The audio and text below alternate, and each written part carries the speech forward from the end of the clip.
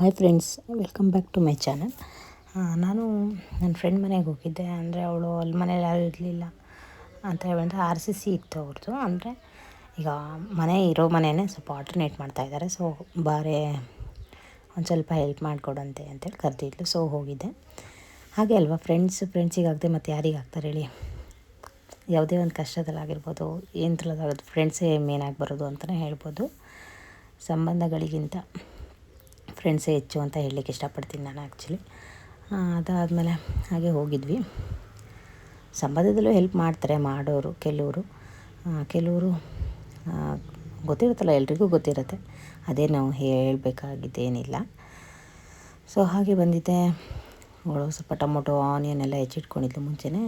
RCC ಇರೋ ಕಾರಣ ಸ್ವಲ್ಪ ಎಲ್ಲ ಅಲ್ಲಿ ಊಟಕ್ಕೆಲ್ಲ ಜನಕ್ಕೆಲ್ಲ ಬಿರಿಯಾನಿ ಮಾಡೋಕ್ಕೆ ಅಂತ ಹೇಳ್ಬಿಟ್ಟು ಅವಳು ಇಷ್ಟು ಕ್ವಾಂಟಿಟಿಲಿ ಇದೇ ಮೊದಲು ಮಾಡ್ತಾಯಿರೋದು. ಅಣ್ಣನೂ ತುಂಬ ಚೆನ್ನಾಗಿ ಮಾಡ್ತಾರಂದರೆ ಅವಳ ಹಸ್ಬೆಂಡು ಇಬ್ಬರು ತುಂಬ ಚೆನ್ನಾಗಿ ಮಾಡ್ತಾರೆ. ಬಟ್ ಇವಳು ಜಾಸ್ತಿ ಕ್ವಾಂಟಿಟಿಲಿ ಇದೇ ಫಸ್ಟ್ ಮಾಡ್ತಾಯಿರೋದು. ನಾನು ಸ್ವಲ್ಪ ಶುಂಠಿ ಮತ್ತು ಬೆಳ್ಳುಳ್ಳಿ ಅಂತೆ ಅದು ಇದು ಸ್ವಲ್ಪ ಹೆಲ್ಪ್ ಮಾಡಿಕೊಟ್ಟೆ. ಅದಾದಮೇಲೆ ಸ್ವಲ್ಪ ಸ್ಪೈಸಸ್ ಎಲ್ಲ ಹಾಕ್ಬಿಟ್ಟು ಚಕ್ಕೆ, ಲವಂಗ, ಏಲಕ್ಕಿ, ಕಸ್ತೂರಿ ಮೇಥಿ ಅದೆಲ್ಲ ಹಾಕ್ಬಿಟ್ಟು ಕೊತ್ತಂಬರಿ ಸೊಪ್ಪು, ಸ್ವಲ್ಪ ಹಸಿಮೆಣಸು ಅದೆಲ್ಲ ಚೆನ್ನಾಗಿ ಫ್ರೈ ಮಾಡ್ಕೊಳ್ಬೇಕು ಆಯಿಲಲ್ಲಿ. ಚಟ್ಪಟ ಅಂತ ಸಿಡಿಬೇಕು. ಆ ಥರ ಫ್ರೈ ಮಾಡ್ಕೊಂಡ್ಬಿಟ್ಟು ಅದಕ್ಕೆ ಆನಿಯನ್ ಹಾಕಬೇಕು. ಆನಿಯನ್ ಕೂಡ ಚೆನ್ನಾಗಿ ಫ್ರೈ ಆಗಬೇಕು, ಗೋಲ್ಡನ್ ಬ್ರೌನಲ್ಲಿ ಫ್ರೈ ಆಗಬೇಕು. ಅದಾದಮೇಲೆ ತೊಳೆದು ಇಟ್ಕೊಂಡಿರೋ ಚಿಕನ್ ಹಾಕಬೇಕು. 7 kg ಏನೋ ಮಾಡ್ತಾಯಿರೋದು. ಅಂದರೆ 4 kg ಏನೋ ಚಿಕನು, 3 kg ರೈಸು, ಮಾಮೂಲಿ ರೈಸೇನೆ, ಏನು ಬಾಸುಮತಿ ಆ ಥರ ಏನೂ ಅಲ್ಲ. ಆಮೇಲೆ ಉಪ್ಪು ಹಾಕಬೇಕು. ಟೇಸ್ಟಿಗೆ ಎಷ್ಟು ಬೇಕಾಗತ್ತೆ ನೋಡ್ಕೊಂಡು, ಅಂದರೆ ಒಂದು 4 ಹಿಡಿ ಹಾಕಿದ್ರೆ ಸಾಕು ಅಂತ ಅಂದ್ಕೊಳ್ತೀನಿ. ಅದು ಹಾಕ್ಬಿಟ್ಟು ಸ್ವಲ್ಪ ಅರಿಶಿನ ಪುಡಿ ಹಾಕ್ಬಿಟ್ಟು ಚೆನ್ನಾಗಿ ಒಳ್ಳೆ ಮಿಕ್ಸ್ ಮಾಡಬೇಕು. ಕೈ ಬಿಡದೆ ಮಿಕ್ಸ್ ಮಾಡ್ತಾ ಇರಬೇಕು, ಯಾಕಂದರೆ ತಲೆ ಹಿಡಿಯೋ ಚಾನ್ಸಸ್ ಇರುತ್ತೆ. ಸೊ ಮಿಕ್ಸ್ ಮಾಡ್ತಾ ಇದ್ದಾಳೆ. ಸಖತ್ ಟೇಸ್ಟಿಯಾಗಿತ್ತು. ಅದಾದಮೇಲೆ ಅದಕ್ಕೆ ಸ್ವಲ್ಪ ನೀರೆಲ್ಲ ಬಿಟ್ಕೊಂಡಾದ್ಮೇಲೆ ಚಿಕನ್ ಚೆನ್ನಾಗಿ ಫ್ರೈ ಆದಮೇಲೆ ಶುಂಠಿ ಬೆಳ್ಳುಳ್ಳಿ ಪೇಸ್ಟ್ ಹಾಕಬೇಕು. ಒಂದು 1/4 kg ಅಷ್ಟು ಬೆಳ್ಳುಳ್ಳಿ, ಮತ್ತು ಬೆಳ್ಳುಳ್ಳಿ ಜಾಸ್ತಿ ಹಾಕಬೇಕು, ಶುಂಠಿ ಸ್ವಲ್ಪ ಹಾಕಬೇಕು. ಆವಾಗ ಟೇಸ್ಟ್ ಚೆನ್ನಾಗಿರುತ್ತೆ ಅಂತ ಅವಳು ಯಾವಾಗಲೂ ಹೇಳ್ತಾ ಇರ್ತಾಳೆ ನನಗೆ ಕೂಡ. ಚೆನ್ನಾಗಿರುತ್ತೆ, ಸಕ್ಕತ್ತಾಗಿರುತ್ತೆ ಮಾತ್ರ, ತುಂಬ ಟೇಸ್ಟಿಯಾಗಿರೋದು ಬಿರಿಯಾನಿ. ಅವ್ರು ಯಾವಾಗಲೂ ಮಾಡ್ತಾನೆ ಇರ್ತಾರೆ, ಸ್ವಲ್ಪ ಜಾಸ್ತಿ ತಿನ್ನೋದು ಅವ್ರ ಮನೆಯಲ್ಲಿ ಬಿರಿಯಾನಿ. ಸೊ ಅವರಿಗೆ ಸ್ವಲ್ಪ ಚೆನ್ನಾಗಿದ್ದ ಕೈ ಕೂತಿದೆ. ಅದಾದಮೇಲೆ ಅದಕ್ಕೇ ಟೊಮೊಟೊ ಹಾಕ್ಕೊಂಡು ಟೊಮೊಟೊ ಕೂಡ ಚೆನ್ನಾಗಿ ಫ್ರೈ ಮಾಡ್ಕೋಬೇಕು.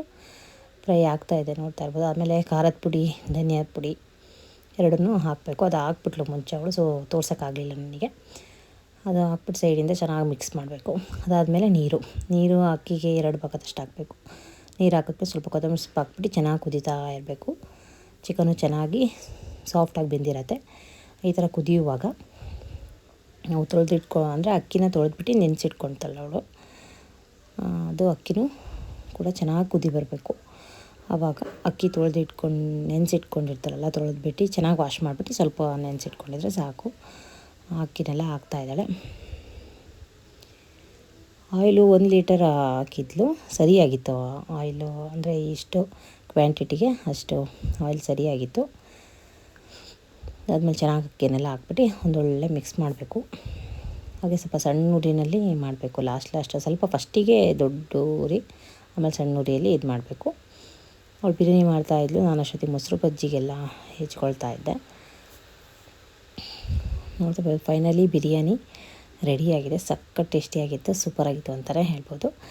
ಇಷ್ಟೇ ಫ್ರೆಂಡ್ಸ್ ಇವತ್ತಿನ ವ್ಲಾಗ್ ನಿಮ್ಮೆಲ್ಲರಿಗೂ ಇಷ್ಟ ಆಗಿದೆ ಅಂದ್ಕೊಳ್ತೀನಿ. ಇಷ್ಟ ಆಗಿದ್ರೆ ಲೈಕ್, ಶೇರ್, ಸಬ್ಸ್ಕ್ರೈಬ್ ಮಾಡೋದನ್ನು ಮರಿಬೇಡಿ. ನಾನು ಮತ್ತೊಂದು ವ್ಲಾಗ್ ಜೊತೆ ಮತ್ತೆ ಸಿಗ್ತೀನಿ. ಓಕೆ, ಬಾಯ್.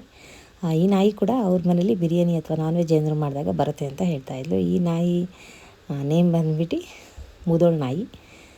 ನೋಡ್ತಾ ಇರ್ಬೋದು ಪಾಪ. ಅದಕ್ಕೂ ಸ್ವಲ್ಪ ಊಟ ಎಲ್ಲ ಹಾಕಿದ್ಲು, ತಿಂತು.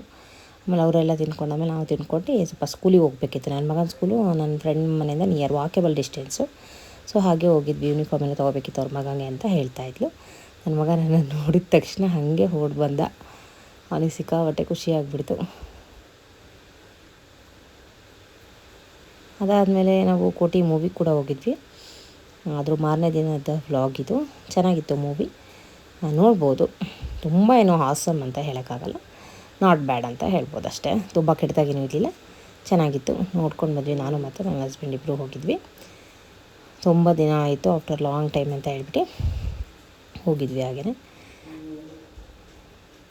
ಇಷ್ಟೇ ಫ್ರೆಂಡ್ಸ್ ಇವತ್ತಿನ ವ್ಲಾಗ್.